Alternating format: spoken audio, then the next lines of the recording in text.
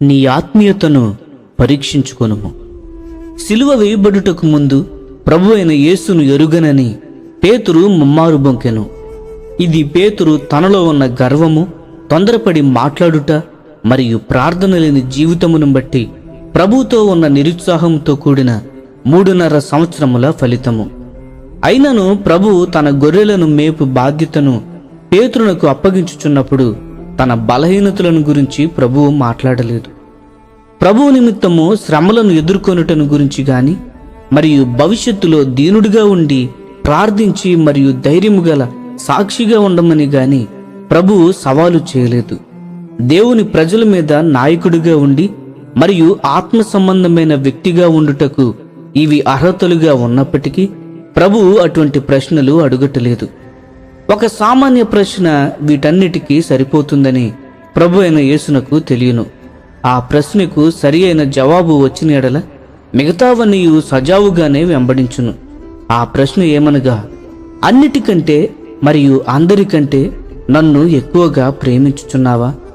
యోహాను సువార్త 21వ అధ్యాయము 15-17 వచనములు గమనించండి.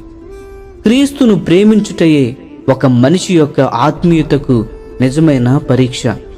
ఒక వ్యక్తి సంఘములో బిషప్ వంటి ఉన్నత స్థితిని పొందిన ఎడల అతడు ఆత్మానుసారమైన వ్యక్తి అని మనము తలంచదము. అది నిజము కాకపోవచ్చును.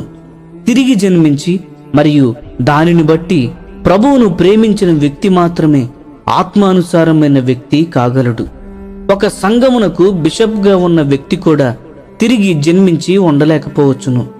వేదాంతపరమైన డిగ్రీ గాని లేక డిగ్రీలు గాని ఉన్నటువంటి మాత్రాన అతడు ఆత్మీయుడని చెప్పలేము. మంచి పేరు గల ఇవాంజలికల్ సెమినరీలో చదివినను ఒక వ్యక్తిని ఆత్మీయుడిగా చేయలేదు.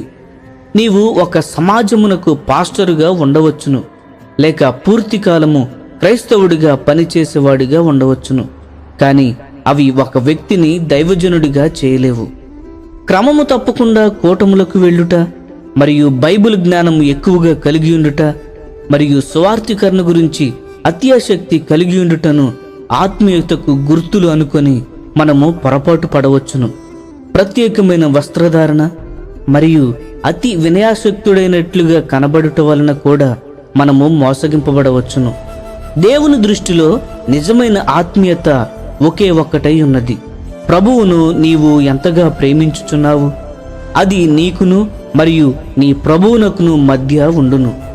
నీవు నన్ను ప్రేమించుచున్నావా అని ప్రభువు అడుగుచున్నాడు మరియు దానికి జవాబు నీవే కనుగొనవలెను.